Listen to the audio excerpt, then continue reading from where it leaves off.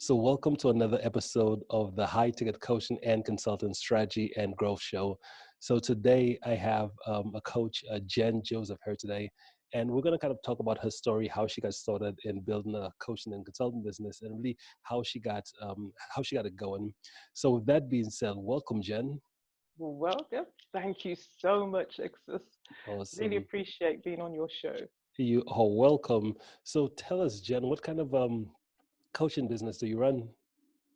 Okay, I'm an emotional and spiritual intelligence coach. So, what that means is that I work with my clients to release their confidence, smash their fears, and restore their self esteem. Mhm. That is it in a nutshell, but I can go further into that if you want me to go further now. Okay. So, how did you describe? You said emotional intelligence. Emotional and spiritual intelligence coach. Yeah. Okay. And what got you into that type of coaching? Well, I always knew that I needed to be in a role where I spoke a lot as a Hmm. critical friend, that I listened a lot for the silent, unspoken messages, and that I could walk with a person through a problem in a methodical way. And oh, that's what I knew about myself. And but I didn't know how to get to that role. And so I would do a lot of community work. Um, I'm a minister's child. I'm a PK, so I do a lot of youth work with within the church. And I actually started running a Saturday school Hmm. where we'd run programs like English, history, drama, maths, and some foreign languages. So I was running a Saturday school as well, trying to work out what it is I was doing with myself, and I could do that in a voluntary capacity. And I did a lot of community development work. When I started my actual employed career, I became a race equality officer and would take cases to tribunal, employment cases to tribunal. But one day I saw an infomercial, and it was a Tony Robbins infomercial, and he was there on stage and he was doing this big thing, and he made a huge impression on me. And I had this, that's it, that's it, that's what I want to do. And so that crystallized within me the desire to coach. But before I got to coaching, I then moved from race equality to human resource management, and would do a lot of training in human research management. So my background in HR is mainly learning and development and talent management. So Hmm. that's what started my journey. Yeah. Yeah. Awesome. And you said you were watching you saw Tony Robbins's thing. Yeah. Yeah. I guess Tony Robbins is one of the ultimate the guys that really um exploded the whole personal development, personal growth type field, right? Because I remember seeing Yeah. his commercials as well too, Yes. back in the day for personal power and those different things as well too. Yes. That was the one that got me personal power. Yeah. Yes. Yeah. Yeah. And you decided to just basically start your coaching business, helping others. Now, how specifically do you help them? I know you mentioned emotional, is that emotional and Intelligent. spiritual um, Intelligence. intelligence, right? Yeah. So what does that look like? How does that work? Well, I suppose it's an element of NLP in that it's all about decoding the emotions that a person's going through, but where NLP is about reprogramming through language, Hmm. what I'm doing is reprogramming through decoding the emotion to find the message in that emotion. So a person is going through something, they can't understand what they're going through. This is the first thing. They don't understand what they're going through. They just know they feel. But the kind of clients that I'm working with know that they feel, but they can't even tell you what it is they're feeling, other than the extreme ends of emotions, such as anger, frustration, or panic, or anxiety.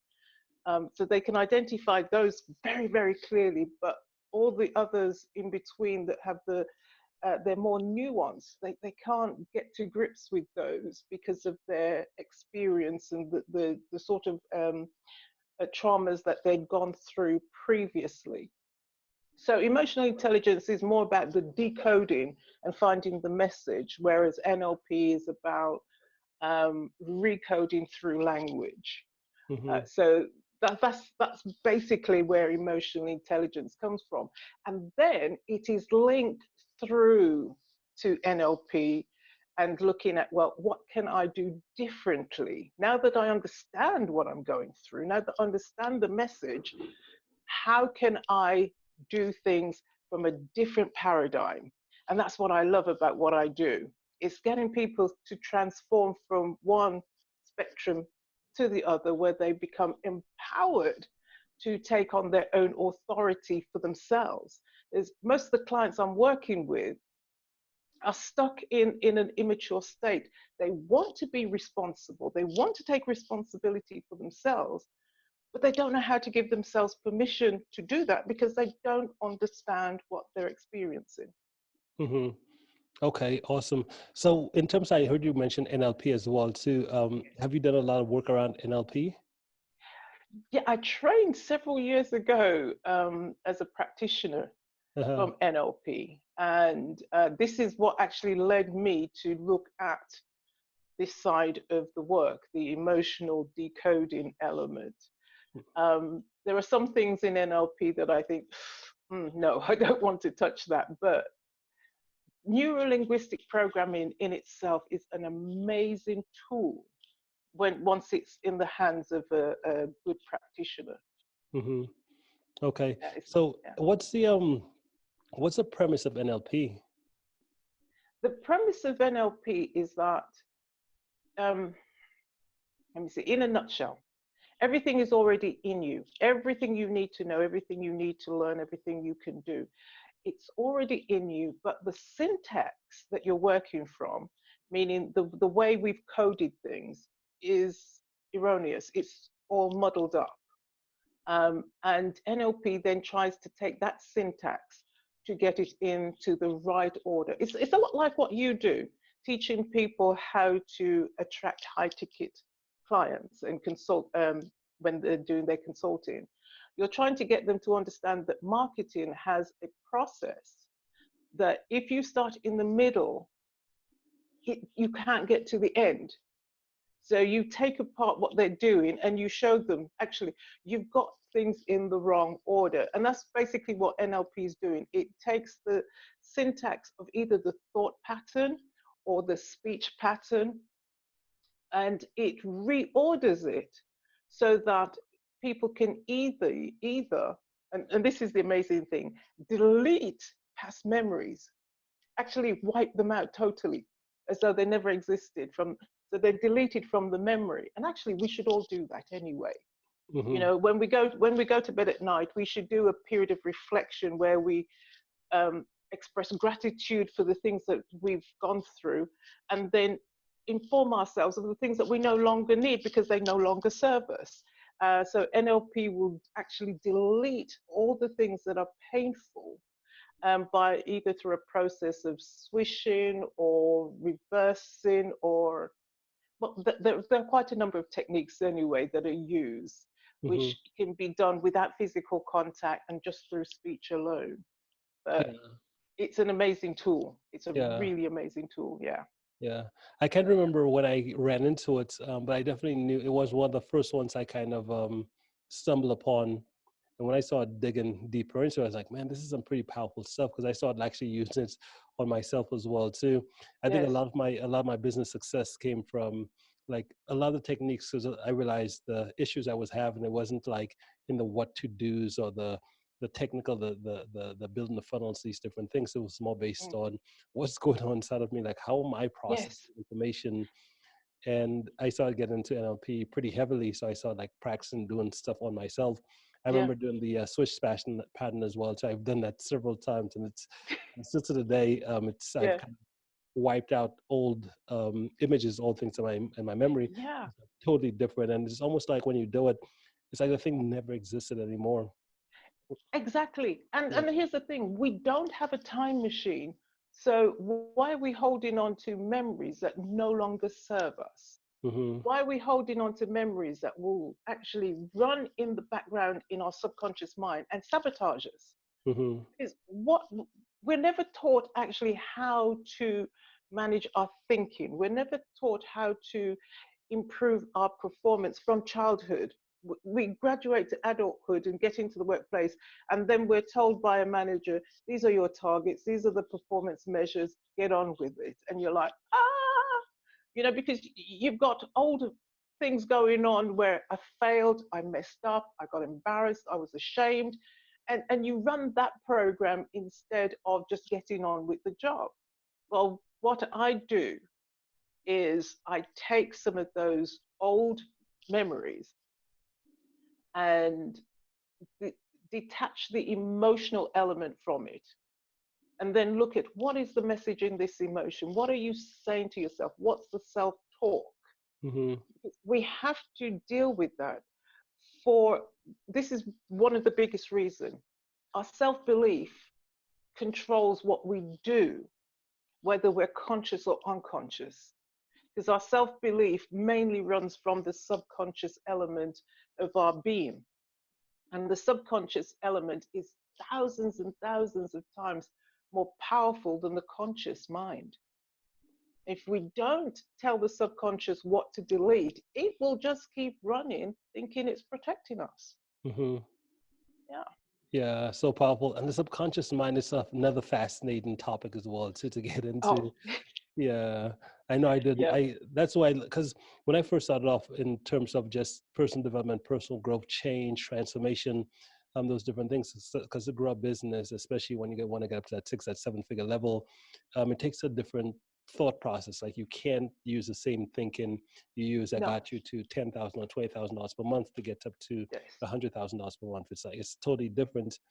And I know a lot of the work I had to do for myself, it was a lot in my subconscious, which is actually going in there and programming, kind of like training my subconscious in a way, because the way I used to do it before was I used to just do logic, like, which is just the conscious mind. I used to read books, do all these different things, and I thought I would change, but it turns out I really wasn't changing. I really wasn't transforming. But it wasn't until I went into the unconscious, the subconscious mind, and started doing the work there. That's when the long term lasting changes started to really take root. Yeah, indeed. I Yeah. mean, because you've worked with me as my coach, trying to get me to understand marketing.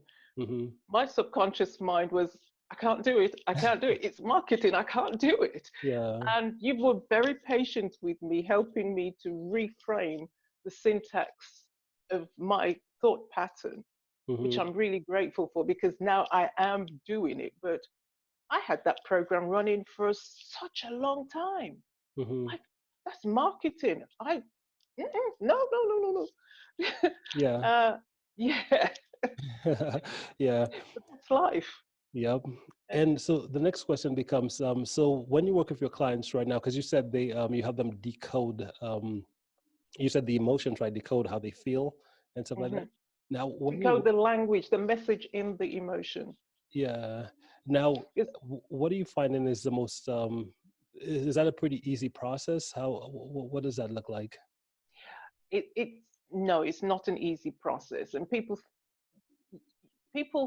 can do it by themselves, but Hmm. they would have to get to the point where enough is enough to be able to do it successfully by themselves, to start at the beginning and complete the whole process. Because if you do the process and you only go halfway through, you leave something behind, which will then, like a weed, grow a new root and grow a new plant. So you've got to go through the whole process. Now, what it looks like is that when you get to the point enough is enough, you've got enough drive and momentum to say, no matter what the pain, this thing is going to be addressed. And so, like the book written by Susan Jeffers, Feel the Fear and Do It Anyway. That's what you do. You stand in the face of that fear. You do not have a conversation with it, because you'll end up in a pity party, but you face it and you challenge it to see what benefits are you bringing. So there are certain questions that the individual can ask themselves as they go through this process if they're doing it by themselves. So, for example, they may say, when the pain comes along, they may say to themselves in the first place, is this thing that I'm experiencing true? I mean, because some pains come along because of a memory and there's nothing happened, there's just been a trigger and you Hmm. start to feel miserable. So you've got to say, well, am I feeling miserable for a good reason? That's the first thing. Challenge yourself and the feeling. Is this true? Now, after you've done that, then you can ask yourself, well, what purpose is this misery? So it is misery. What purpose is this misery going to serve? How is this going to help me to live a better life, to perform in a better way, to be a better me? And as you go through that process, you have to be still. You cannot engage looking for the answer yourself. The same mind that created the situation cannot be the mind that will find the answer. So you've got to allow, and this is where the spiritual intelligence bit comes in, you have got to allow that silent conversation within yourself to arise. And so the subconscious mind will be able to say, well, I thought I was protecting you. And you think, well, how? How are you protecting me? There can be no answer if it's a destructive emotion, never an answer. And so we have to treat the lack of an answer like we would treat anything that we would want to dispose and just inform ourselves, well, if it doesn't serve me, if it doesn't bring me any benefit, then what do I want to do with it? And it becomes as simple as that. But then the hard bit happens with the detachment because some people are really attached to their pain and their story. So that's where a lot of the pain is experienced because the detachment can really render a person um, into a state of stagnation, I should Hmm. say, Yeah. because they then start to say, well, who will I be without this pain? Hmm. You know, you'll be a better person. That's who you'll be. You'll be free. You know, some people who are going through some significant issues, especially childhood trauma, um, have they're physically matured and mentally they can perform, and actually some do perform at very, very high standards, but emotionally they are a wreck. When you take them out of the formal situation where they can perform and put them in another situation, they fall apart. Hmm. But when they ask the question, who will I be without this pain? You'll be a more rounded person. You'll be a high performer. You become a better influencer. People will be more attracted to you. You'll become healthier. Um, you'll become more innovative, more creative. You'll become a greater authority. You'll become more integrated and a person of integrity. And you certainly will be a greater person of authority and authenticity. Yeah. Love that. And what you mentioned as you were speaking here was you said with individuals when it comes to attaching to the pain and the story, right? So most individuals force a change, like we have to let go, we have to see the world from a different perspective, come from a different frame of mind. But the challenge becomes, okay, how do you not put so much either weight on the past thing that didn't work, or the past, the old story that you have that's keeping you stuck, and evolve and transcend. And it's one of those things where, unless you experience it for yourself, it's very hard to even describe, right? Because I know for Yes, that's myself, true. yeah, when I was first getting started with my own journey, a lot of what I held on to were things I realized that they just weren't serving me. But then I held on to them, but then I wasn't getting the results, and I kept talking about the results I wasn't getting, but I didn't want to let go of the thing. First, it wasn't until I got through the process of realizing that, well, for you to get different results, you have to be able to let go of that pain. You have to not let that be you. Like it Mm, cannot be you anymore. And it's fascinating because I've kind of done it for myself quite a bit, but it's another thing to kind of help somebody else understand and get that. And I could Mm. see how that could be a pretty challenging thing, because most people, as you said, they want to associate, they want to keep their story, because as you said, who will they be without that story, right? Who would they be without that Yes. pain? Yes, and that's part of my role as both a critical friend and a coach, not to soft soap you, but to continue to challenge and probe where the individual can't do that themselves, then I'm basically the person that comes along and shocks you, and you're like, what's that for? Well, why can't I do that? Hmm. You know, you want to be in pain, so I'm giving you a reason to be in pain. And so they're like, well, no, I don't actually want to experience pain anymore. And my response is then, well, what are you going to do about it? Hmm. And then slowly the penny drops. Oh, I can actually let this go. And they do. As you know, the results of when you let go of something painful that's not serving you is exponential compared to the pain that you were actually experiencing. That freedom, that lightness of heart, that energy that you then get is incredible. You know, you think like, I'm Superman, I can do anything Right. just from that letting go. Hmm. I love that, Jen. Awesome. So we're kind of running out of time here, but so if someone wanted to reach out to you, what would be the best way to get in touch? Okay. I have a website which is envisage, sorry, eecoaching.co.uk. I also have two pages, sorry, on Facebook. Envisage Executive Coaching, which is a leadership page, and Release Your Confidence, which is the page that deals with the emotional intelligence aspect. I'm also on LinkedIn as Janice Joseph, on Instagram as jen.joseph1, and where else am I? I'm on Twitter as EE Coaching. Where else am I? Oh, and I'm on email. Sorry, I forgot that. Info at eecoaching.co.uk. Hmm.